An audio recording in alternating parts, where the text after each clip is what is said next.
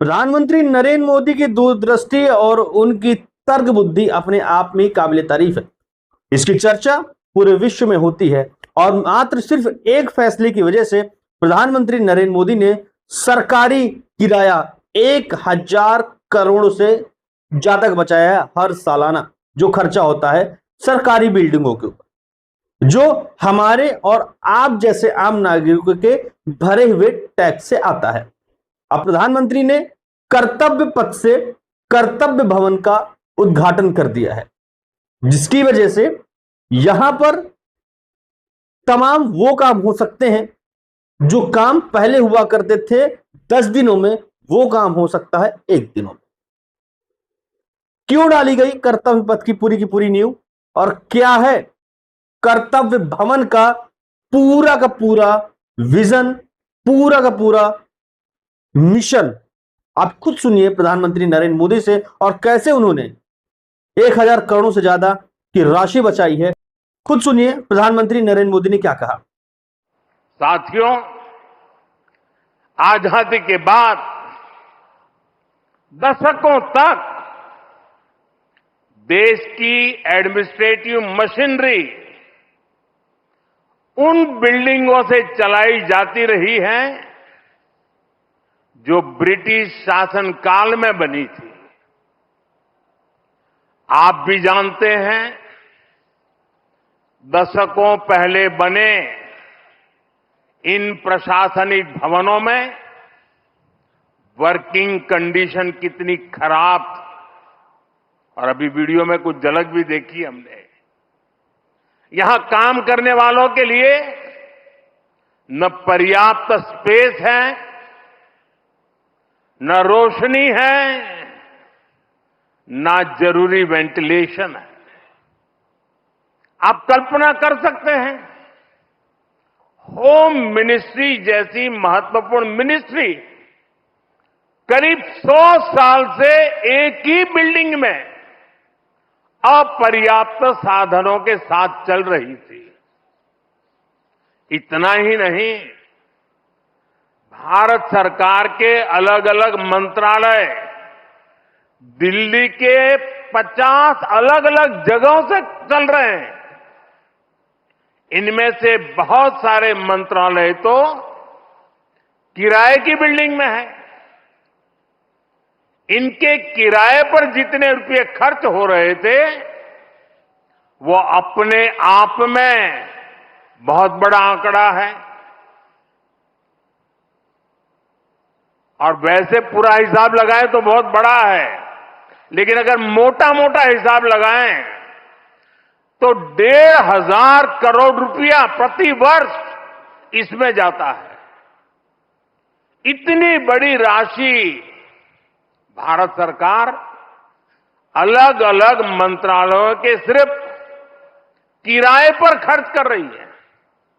इसके अलावा एक और दिक्कत, काम की वजह से स्वाभाविक है कि कर्मचारियों का यहां से वहां आना जाना भी होता है।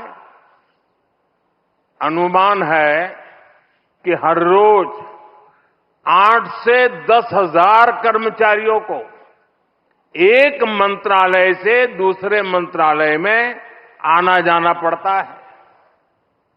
अब इसमें भी सैकड़ों गाड़ियों का मूवमेंट होता है, खर्च होता है, सड़कों पर ट्रैफिक बढ़ता है, कितना समय खराब होता है। और इन सब से काम में भी इनएफिशिएंसी के सिवाय कुछ नहीं रहता है। साथियों, 21वीं सदी के भारत को 21वीं सदी की आधुनिक व्यवस्थाएं चाहिए, इमारतें भी चाहिए। ऐसी इमारतें जो टेक्नोलॉजी, सुरक्षा और सुविधा के लिहाज से बेहतरीन हो, जहां कर्मचारी सहज हो, फैसले तेज हो और सेवाएं सुगम हो। इसलिए कर्तव्य पथ के आसपास एक होलिस्टिक विजन के साथ कर्तव्य भवन जैसी विशाल इमारतों का निर्माण किया जा रहा है। ये तो पहला कर्तव्य भवन पूरा हुआ है। अभी कई कर्तव्य भवनों का निर्माण तेजी से चल रहा है। ये ऑफिसेस जब आसपास शिफ्ट होंगे, नजदीक नजदीक हो जाएगी, तो इससे कर्मचारियों को सही वर्क एनवायरनमेंट मिलेगा, जरूरी सुविधाएं मिलेगी, उनका टोटल वर्क आउटपुट भी बढ़ेगा और सरकार जो 1,500 करोड़ रुपए किराए पर खर्च कर रही है वो भी बचेगा। साथियों, महात्मा गांधी कहते थे, अधिकार और कर्तव्य एक दूसरे से जुड़े हुए हैं। कर्तव्य के पालन से ही हमारे अधिकारों को बल मिलता है। हम नागरिक से कर्तव्य की अपेक्षा रखते हैं, लेकिन सरकार के तौर पर हमारे लिए भी कर्तव्य सर्वोपरि है। और जब कोई सरकार अपने कर्तव्यों को गंभीरता से पूरा करती है तो वो गवर्नेंस में भी नजर आता है। आप सभी जानते हैं, पिछला एक दशक देश में गुड गवर्नेंस का दशक रहा है। गुड गवर्नेंस और विकास की धारा रिफॉर्म्स की गंगोत्री से ही निकलती है। रिफॉर्म्स एक कंसिस्टेंट और टाइम बाउंड प्रोसेस है। इसलिए देश ने लगातार बड़े रिफॉर्म्स किए हैं। हमारे रिफॉर्म्स कंसिस्टेंट भी हैं, डायनेमिक भी है और दूरदर्शी भी है। सरकार और जनता के बीच संबंधों को बेहतर बनाना, ईज ऑफ लिविंग को बढ़ाना, वंचितों को वरीयता, महिलाओं का सशक्तिकरण, सरकार की कार्यप्रणाली को बेहतर बनाना, देश लगातार इस दिशा में इनोवेटिव तरीके से काम कर रहा है। हमें गर्व है कि पिछले 11 साल में देश ने एक ऐसी शासन प्रणाली विकसित की है जो पारदर्शी है, संवेदनशील है और सिटीजन सेंट्रिक है। साथियों, मैं दुनिया के जिस भी देश में जाता हूं, वहां जनधन, आधार और मोबाइल जेम ट्रिनिटी की बहुत चर्चा होती है। दुनिया भर में उसकी प्रशंसा होती है। इसने भारत में सरकारी योजनाओं की डिलीवरी को ट्रांसपेरेंट और लीकेज फ्री बना दिया है। आज कोई भी ये जानकर हैरान रह जाता है कि देश में राशन कार्ड हो, गैस सब्सिडी पाने वाले हो, स्कॉलरशिप हो, ऐसी अलग अलग योजनाओं के करीब 10 करोड़ लाभार्थी ऐसे थे। ये आंकड़ा सुनकर के चौंक जाओगे। 10 करोड़ लाभार्थी ऐसे थे जिनका कभी जन्म ही नहीं हुआ था।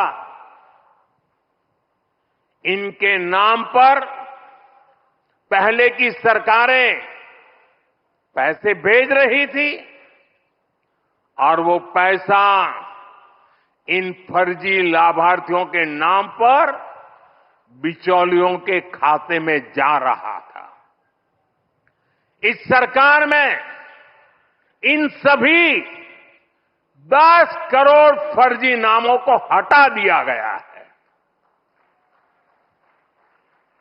और अभी ताजा आंकड़ा है कि इससे देश के 4,30,000 करोड़ रुपए से ज्यादा 4,30,000 करोड़ रुपए से ज्यादा ये पैसे गलत हाथों में जाने से बचे हैं। आप कल्पना करिए 4,30,000 करोड़ रुपए की चोरी। अब ये पैसा देश के विकास में काम आ रहा है। मतलब लाभार्थी भी खुश हैं और देश का संसाधन भी बचा है। साथियों, सिर्फ करप्शन और लीकेज ही नहीं, अनावश्यक नियम कायदे भी नागरिकों को परेशान करते हैं। इनसे सरकार की डिसीजन मेकिंग प्रोसेस स्लो होती थी। इसलिए हमने 1500 से ज्यादा पुराने कानून समाप्त कर दिए। कई कानून तो अंग्रेजों के जमाने के थे, जो इतने दशकों बाद भी रोड़ा बने हुए थे। हमारे यहां कानूनों के कंप्लायंस का भी बहुत बड़ा बर्डन रहा है। कोई भी काम शुरू करना हो तो दर्जनों कागज देने पड़ते थे। पिछले 11 साल में 40,000 से अधिक कंप्लायंसेस को खत्म कर दिया गया है और ये काम अभी पूरा नहीं हुआ है, अभी भी लगातार जारी है। तो ये तो था प्रधानमंत्री नरेंद्र मोदी का पूरा वक्तव्य कि आखिरकार प्रधानमंत्री नरेंद्र मोदी ने कर्तव्य पथ से कर्तव्य भवन का उद्घाटन किया है और इस कर्तव्य भवन की जो सौगात पूरे देश को मिली है वो अपने आप में ही काबिले तारीफ है, क्योंकि आजादी के समय से और उसके पहले से भी कई अलग अलग जगह में अलग अलग मंत्रालय हुआ करते थे। उसके भागदौड़ में बहुत ही ज्यादा पैसा खर्चा हुआ करता था और कई ऐसे मंत्रालय थे जो किराए की भूमि में चल रहे थे, यानी किराए की बिल्डिंग में चल रहे थे और उनका वार्षिक किराया मोटा माटी 1,700 करोड़ के आसपास बैठता था। इस किराए को बचाने के लिए प्रधानमंत्री नरेंद्र मोदी ने कर्तव्य पथ से कर्तव्य भवन का उद्घाटन किया और साथ ही देश को एक सौगात दी है और आने वाले समय में देशवासियों की सुविधा बने कर्तव्य भवन, उसके लिए उन्होंने सारा कुछ बयान दिया है। अब आपकी इस विषय पे क्या राय है कमेंट करके जरूर बताइएगा। साथ ही चैनल को सब्सक्राइब करके बेल आइकन दबाइए ताकि तमाम खबरों से हम आपको ऐसे ही रूबरू कराते रहें।